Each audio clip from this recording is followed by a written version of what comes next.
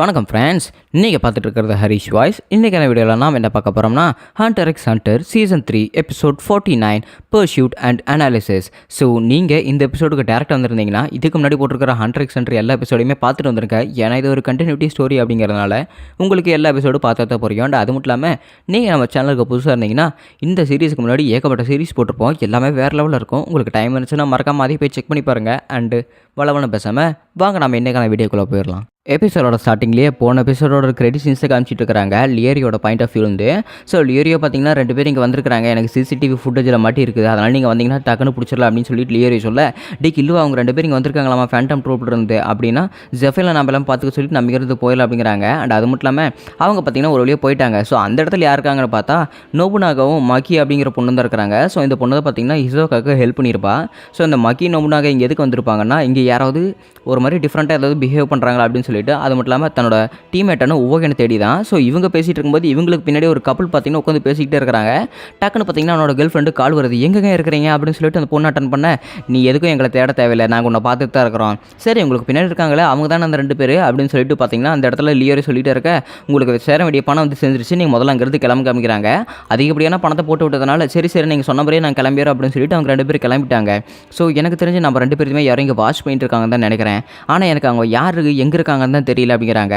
அப்படின்னா என்ன, நம்ம 2 பேர் இப்போ வாட்ச் பண்ணிட்டு இருக்கிறாங்க அப்படின்னா நம்ம ஓவகினுக்கு என்னாச்சு அப்படின்னு சொல்லிட்டு நோவனாக கேட்டுகிட்டே இருக்க, யாருக்கு தெரியும், ஓவகின் தான் அந்த வேலையை முடிக்காத வரைக்கும் அவன் நம்ம டீமுக்கே வரமாட்டேன்னு சொன்னல அப்படின்னா அவன் செத்துருக்க வாய்ப்பே இல்லை, ஏன்னா ஓவகின் அந்தளவுக்கு சாகராளா அப்படின்னு சொல்லிட்டு இருக்கிறாங்க. அதே சமயத்தில் கில்லுவை பார்த்தீங்கன்னா அவனுக்கு 2 பேருமே ரொம்பவே ஸ்ட்ராங்கான ஆள், நம்மளாம் போய் அவங்ககிட்ட வாழாட்ட முடியாது அப்படின்னு சொல்லிட்டு கிலோவை பேசிகிட்டு இருக்கிறான்.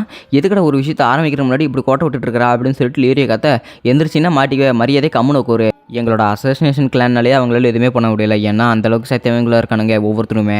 ஸோ அதனால தான் அவங்க கூட ஏற்கனவே ஒரு தடவை போட்டி போட்டுட்டு எங்கள் அப்பா அவங்க கூடலாம் வம்பை வச்சுக்கக்கூடாது, ஃபேண்டம் ட்ரூப் கிட்ட யாருமே தலை வச்சு கூட படுக்கக்கூடாது அப்படின்னு சொல்லிட்டு எங்கள் அப்பா சொல்லியிருக்காரு. ஆனால் அதெல்லாம் ரொம்ப காலத்துக்கு முன்னாடி, எனக்கு தெரிஞ்சு இந்த தடவை எங்களுக்கு வாய்ப்பு இருக்கும் தான் நினைக்கிறேன் அப்படின்னு சொல்லிட்டு கிலோவை சொல்லிட்டே இருக்கிறான். அண்ட் அது மட்டும் இல்லாமல் ஏன்டா அவங்களை அடிக்கணும் அப்படின்னு சொல்கிறேன் அப்படின்னு லியோரி கேட்டோன்னே, நீங்கள் ஆனால் யோசிச்சு பார்த்துக்குங்க, அந்த இடத்துல 2 ஹிசோகோக்கு வந்துருந்தால் எப்படி இருக்கும், நீங்கள் போவீங்களா அப்படின்னு சொல்லிட்டு லியோரியை கேட்டு இருக்கும்போது, இல்லை நாங்களாம் யாருமே போக மாட்டோமா அப்படின்ட்டாங்க. சரிடா அப்புறம் எதுக்காக அவங்க இங்கே உட்காந்துருக்காங்க அப்படின்னு சொல்லிட்டு நம்ம கான் கேட்கும்போது, எனக்கு தெரிஞ்சு அவங்க நம்மளை கண்டுபிடிச்சிருக்க மாட்டாங்க, இருந்தாலுமே அவங்கள சுற்றி இருக்கிற யாராவது வித்தியாசமாக பண்ணுறாங்களா இல்லையா அப்படின்னு சொல்லிட்டு செக் பண்ணுறதுக்காக தான் அவங்க இருக்கிறாங்க, ஏன்னா அவங்க கண்ணில் நம்ம மாட்டிட்டோம்னு வச்சுக்குவேன் அவ்வளோதான் அப்படின்னு சொல்லிட்டு கிலோவா சொல்லிட்டு இருக்கிறான். அதே சமயத்தில் பார்த்தீங்கன்னா இவங்களுக்கு யாரையும் இவங்களை பார்த்துட்டு இருக்கிற மாதிரி தான் சென்ஸ் ஆகுது, இவங்களுக்கு கண்டுபிடிச்சிட்டாங்க. ஆனால் எங்கேருந்து தான் ஓட்டு பார்க்குறாங்க அப்படின்னு சொல்லிட்டு நோபுனாகாவாலையும் மக்கியாலையும் பார்த்தீங்கன்னா கண்டுபிடிக்கவே முடியல. எனக்கு தெரிஞ்சு ஓவியன் செத்துருப்பா அப்படின்னு நோபுனாக சொல்லிகிட்டே இருக்கும்போது, உனக்கு நம்ம பாஸ் சொன்ன விஷயம் ஞாபகம் இருக்குதுல்ல, ஒன்றும் உயிரோட இல்லைனா சாகணும், அது மட்டும் தான் பாஸோட ரூலு. ஸோ அதை தாண்டி நம்மளால் எதுவுமே பண்ண முடியாது, ஏன்னா வாழ்க்கையோட நீதியே அதுதான்.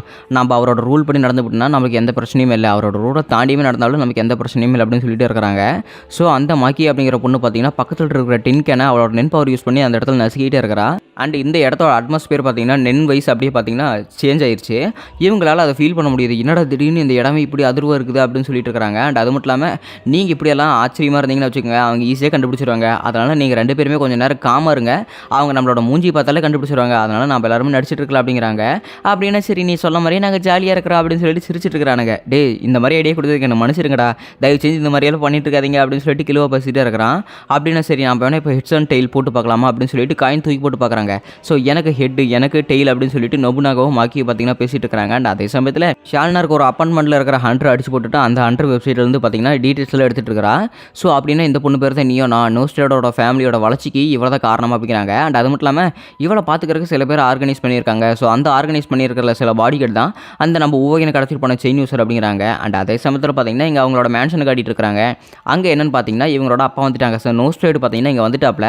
ஸோ என்னோட பொண்ணை காப்பாற்றுறதுக்கு ரொம்பவே நன்றி, நீங்களே இருந்ததுனால தான் என் பொண்ணை காப்பாற்ற முடியுது. அண்ட் அது மட்டும் இல்லாமல் நீங்கள் ஹோட்டலில் மாற்றி கூட்டிட்டு இருந்ததுனால தான் என் பொண்ணு இன்றைக்கி உயிரோடு இருக்கிறா அப்படின்னு சொல்லிட்டு இங்கே நோஸ்டேடுன்னு சொல்லிட்டு இருக்காங்க. அண்ட் அது மட்டும் இல்லாமல் என் பொண்ணை எப்படியாவது நான் இங்கேருந்து உயிரோட கொண்டுட்டு போனோம், அதுக்கு ஃபஸ்ட்டு ஊருக்கு கொண்டுட்டு போனோம், என்னமா நீ வரையில அப்படின்னு சொல்லிட்டு பார்த்தீங்கன்னா நேன் கிட்ட நோஸ்டேடு கேட்டுட்டு இருக்கிறாப்ல. என்ன பண்ணுறது, எனக்கு வேறு வழி இல்லை, ஆக்ஷன் நீங்கள் முடிஞ்சிருச்சு அப்படிங்கிறாங்க.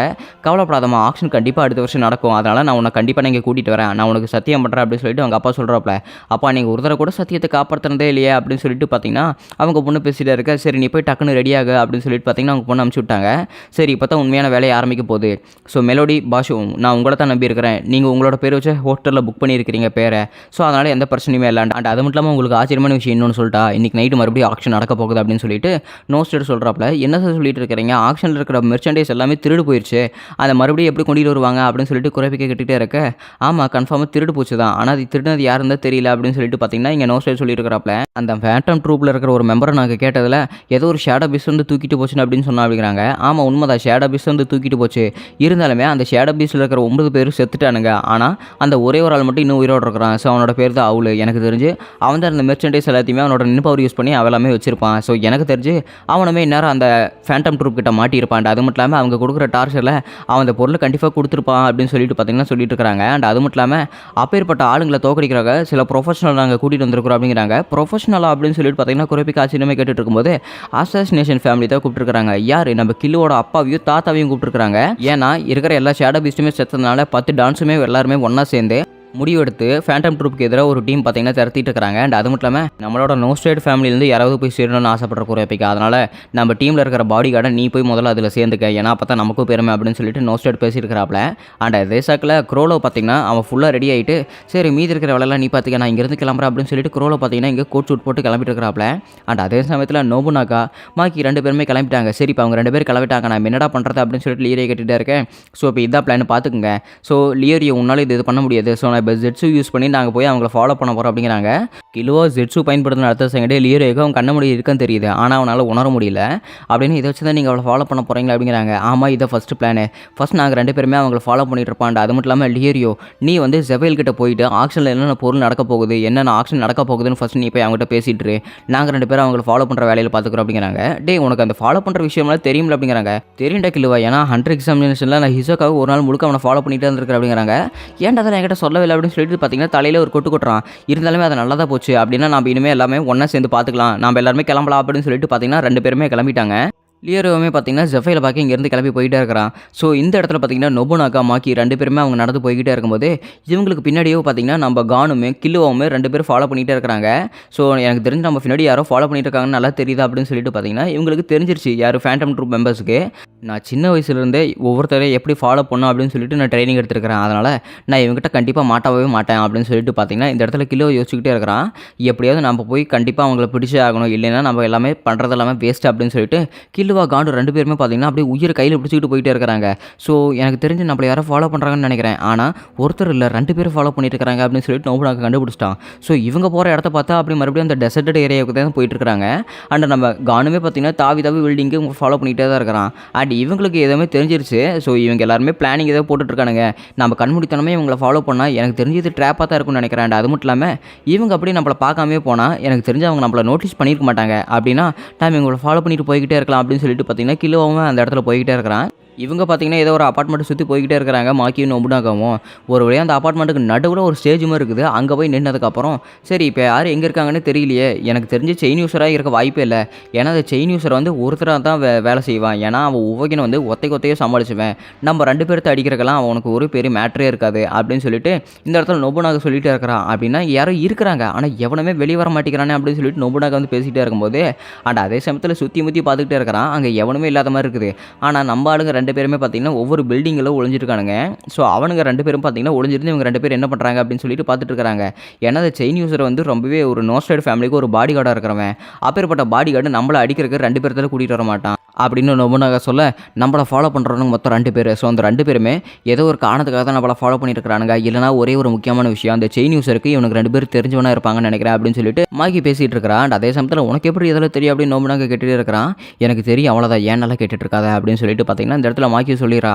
அண்ட் அதே சமயத்தில் பார்த்தீங்கன்னா நம்ம கான் வந்து இங்கே கிலோட கால் பேசிகிட்டே இருக்கிறான். டே நம்ம அவங்கள ஃபாலோ பண்ணியிருக்கிறது கன்ஃபார்மாக உங்களுக்கு தெரியல, நான் ஏதாவது அட்டாக் பண்ணுவோமா இல்லையான்னு சொல்லிட்டு அவனுக்கு வெயிட் பண்ணிட்டு இருக்கானுங்க. அதனால் எந்த அதிக பிரச்சனையும் தனமும் பண்ணிடாத, நம்ம மாற்ற மாதிரி எனக்கு நம்மளுக்கு கொஞ்சம் டைம் கிடைச்சாலுமே நம்ம டக்குன்னு உனக்கு ஒரு கால் அடிக்கிறேன், அதே செகண்டில் இருந்து ஓடி போயிரு, உன் ஃபோனை சைலண்ட்டில் தான் போட்டுருக்கிறேன், எந்த பிரச்சனையுமே வராத அளவுக்கு அவங்க சொன்ன அடுத்த செகண்ட் நம்ம இருந்து தப்பிச்சு போயிரு அப்படின்னு சொல்லிட்டு இருக்கிறாங்க.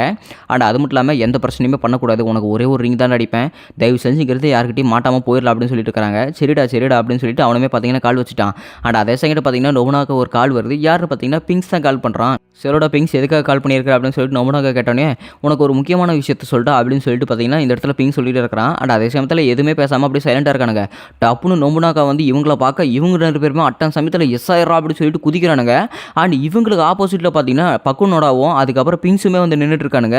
இவங்களுக்கு செம்ம ஆச்சரியமாக போயிருச்சு. இந்த இடத்துல ஃபேண்டம் ட்ரூப் பார்த்தீங்கன்னா இவங்களே தான் ஃபாலோ பண்ணிட்டு இருக்காங்க. ஸோ கில்லோவை பார்த்தீங்கன்னா அவனோட அசோசியேஷன் ஸ்கில்லை பயன்படுத்தி இங்கே பிங்ஸ் கிட்ட அவனோட ஆட்டத்தை கட்டிகிட்டே இருக்கிறான். இருந்தாலுமே அசால்ட்டாக பார்த்தீங்கன்னா நம்ம கில்லோட காலை வந்து பிடிச்சிட்டான். என்னையும் அசால்ட்டாக என் காலை பிடிச்சிட்டா அப்படின்னு சொல்லிட்டு கில்லோ அங்கே இருக்கிற தரையை அப்படி குத்தி அவனை பார்த்தீங்கன்னா ஒரு சுழட்டி விடுறான். அண்ட் அதே செகண்டில் பார்த்தீங்கன்னா பிங்ஸ் பார்த்தீங்கன்னா விசில் அடிச்சுக்கிறான். ஓ இந்த அளவுக்கு ஸ்கில் இருக்குது அப்படின்னு சொல்லிட்டு. ஸோ கில்லோட காலில் பார்த்தீங்கன்னா எல்லாமே காயமாயிருச்சு. ஸோ நொபுனாகாவும் பார்த்தீங்கன்னா மேலே வந்துட்டான். இது 4வது மாடி எப்பட்றா நீ மேலே வந்து அப்படின்னு சொல்லிட்டு பார்த்தீங்கன்னா கில்லோ வந்து கேட்டுக்கிட்டே இருக்கிறான். டே எப்பட்றா நீ என்னை ஃபாலோ பண்ணிட்டு வந்த, எதுக்காக என்கிட்ட ஏதாவது பிளானிங் சொல்லியிருக்கலாம்ல அப்படின்னு சொல்லிட்டு பார்த்தீங்கன்னா நொபுனாகா சொல்லிட்டே இருக்கிறான்.